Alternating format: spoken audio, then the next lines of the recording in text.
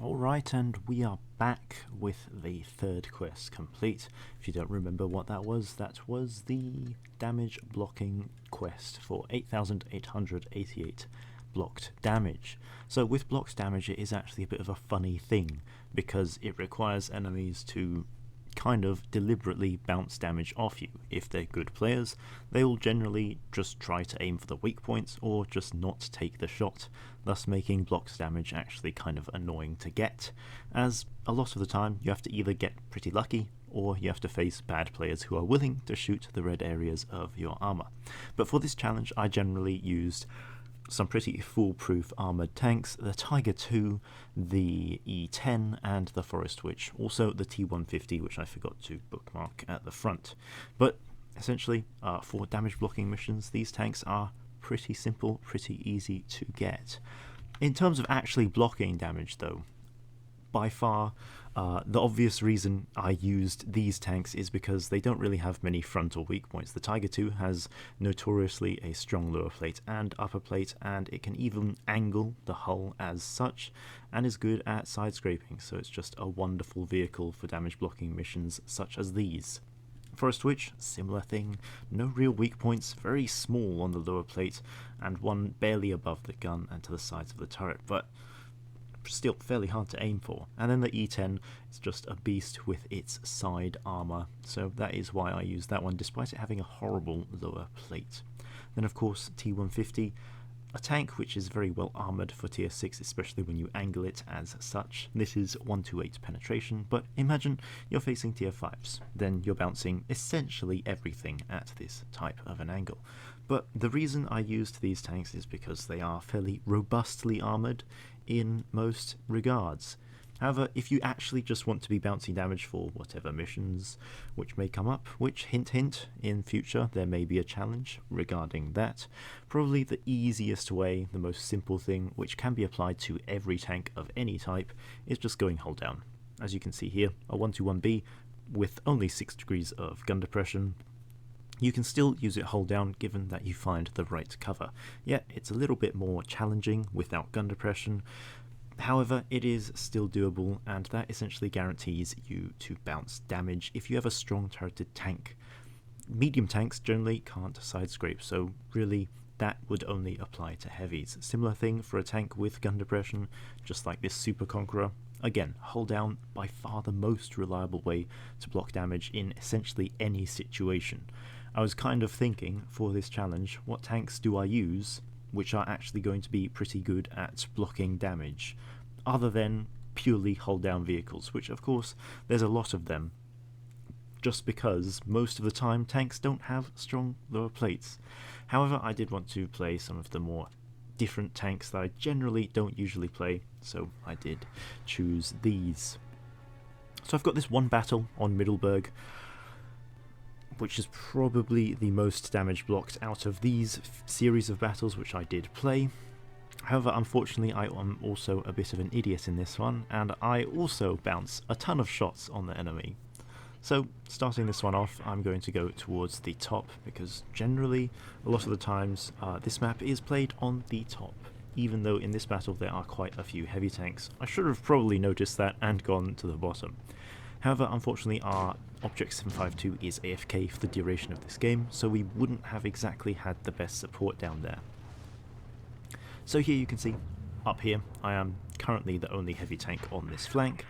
T54 does push forward, but knowing he has poor penetration, especially with that gun, which is the higher damage gun, I know he has just no chance of penetrating my front if I am decently angled. Unfortunately I do take a shot there from the ST62 with my turret turned. Now I'm going to angle towards this Bisonte. Again, with this tank's good frontal armour, I'm fairly confident in bouncing. However, with a tank like the Bisonte, which generally is running calibrated shells and heat, this tank still isn't going to be bouncing that premium ammo. But here you can see the nice thing about Tiger II, it's just a great all-round vehicle. It's got the armour, it's got nice DPM, and it's got really quite good penetration. Up here on this hill now, it's just me and this T49 having to deal with a Bisonte, which does have now the best DPM for a tier 8 heavy.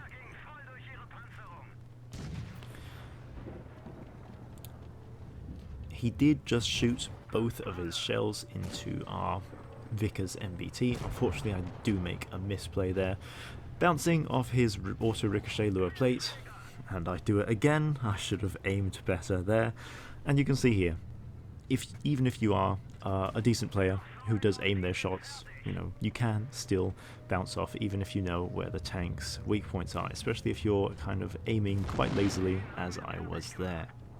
But now it's not looking good. I am in a 1 versus 4 as the 752 is AFK. I have to try and get as many bounces as possible, as I was trying to complete this mission within the 2-day time frame. Unfortunate low roll there, however, I am not spotted yet. I go spotted now. Hopefully that means all the enemies will be coming towards the hill and looking up at me, where my armor is going to be a bit better and I'll be able to bounce some more shots. I do have to watch out a bit though, as the Jagdtiger does have very high penetration and I'm not going to be bouncing them.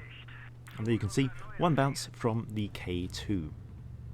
I'm not going to continue poking there, as of course now there is a Jagdtiger with adrenaline active. My hit points won't be lasting long at all.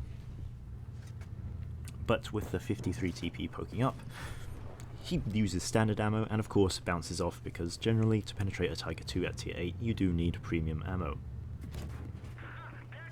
So here in close range, of course it's not ideal for me because of how my armor is angled. Luckily I bounce the K2 again and I do seem to gun block the 53 TP, which is pretty lucky. Now I'm up to almost 2,000 blocks damage.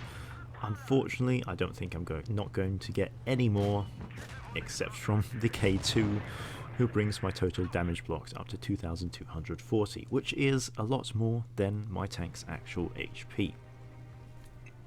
So again, blocks damage missions, arguably a bit more challenging than other missions, because you can't actually really control the blocks damage, how you get it. It relies on other players actually failing to your tank's armor, so it is a bit of a difficult, tricky thing to get. But you can see, of course, using the right tank, you can get a good amount of blocks damage in a battle. But yeah, that is it for the third mission. I do have the next ticket to choose the fourth one, so let's go ahead and do that.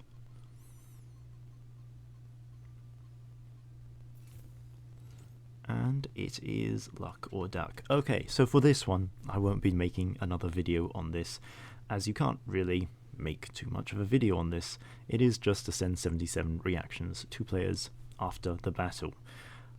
So, can't really make any content on that. However, I will do one after I get the next mission that I can actually make some content off of. But yeah, that is it. Thanks all for watching and tagging along with this CC quest. It's certainly a bit interesting, a bit fun. Hopefully we'll see after the missions are over what type of reward I'm able to get for myself and as a bonus code for you, the community. But yeah, that is it. Thanks all for watching.